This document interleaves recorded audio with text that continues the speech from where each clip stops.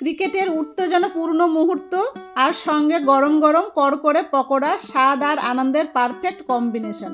বলের গতি, ব্যাটের শব্দ, পকোড়ার মুচমুচে কামড়, সব মিলে জমে উঠুক খেলার আসর।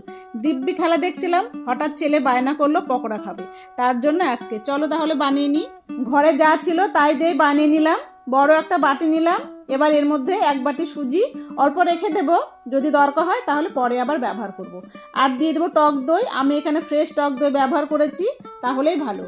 আর একটু পেঁয়াজ কেটে নিয়েছি লম্বা লম্বা করে, পেঁয়াজটাও দিয়েছি। একটা আলু গ্রেট করে নিয়েছিলাম, সেটাও দিয়ে দিলাম। দেবো অল্প চালের গুঁড়ো বাঁধনের জন্য, দিয়েছি কালো জিরে, সাদা জিরে আর একটু জোয়ান হাতে ডলে। এটা যেমন ফ্লেভারটাও ভালো হয়, আর তেলে ভাজা জিনিসে জোয়ানটা দিলে একটু পেটের পক্ষেও ভালো। আর এবার মশলার মধ্যে যা যা দিয়েছি, স্বাদ মতো লবণ, হলুদ, লঙ্কা পাউডার, টক ঝাল মিষ্টির ব্যালেন্স রাখার জন্য সামান্য চিনি দিয়েছি। এবার সব শুকনো উপকরণগুলো ভালো করে আমি মিশিয়ে নেব। অল্প অল্প জল দিয়ে এটাকে মেখে নেব। একবারে বেশি জল দেব না, অল্প দেব আর মাখবো যতটা জল আমার দরকার। মাখামাখি হয়ে গেছে, এবার আমি এটাকে 15 মিনিটের জন্য রেস্টে রাখবো, তাহলে সুজিটা খুব ভালো মতন ফুলে যাবে।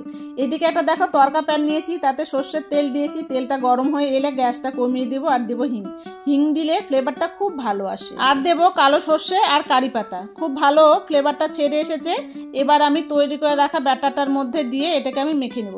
দেখতে পাচ্ছ কতটা ঘনত্ব রাখবে, ঠিক এই টাইপের করবে, তাহলে পকোড়াগুলো খুব মুচমুচে আর খাস্তা হবে, না পাতলা না মোটা। এই টাইপের একটা ব্যাটার আমি বানিয়ে নিয়েছি দেখো। এবার একটা বড় লোহার কড়াই তেল গরম করতে বসিয়ে দিয়েছি। তেলটা গরম হতে থাক। আর পকোড়ার জন্য আমি একটা ডিপ রেডি করছি। তাড়াহুড়ার জন্য আমি আজকে কোনো চাটনি করতে পারিনি, তাই মেয়োনিজ আর টমেটো সস দিয়েই চালিয়ে নিয়েছি আজকের দিনটা।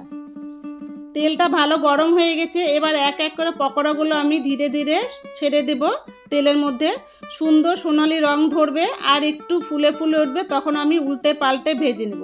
যতক্ষণ না মুচমুচে হচ্ছে ততক্ষণ পর্যন্ত আমি এটাকে ভাজবো একদম কড়া করে। একটু সময় নিয়ে বড়াগুলোকে ভাজতে হবে, না হলে উপরে হয়তো ভাজা হয়ে যাবে, ভেতরটা কাঁচা থাকতে পারে।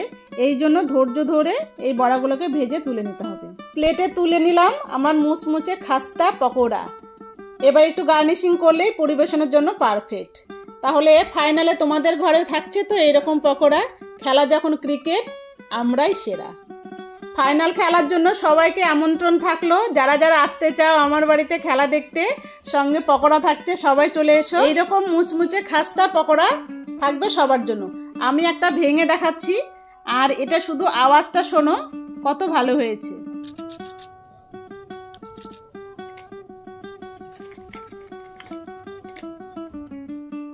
এখনো যারা আমার পেজটাকে ফলো করেনি তারা প্লিজ ফলো করবে।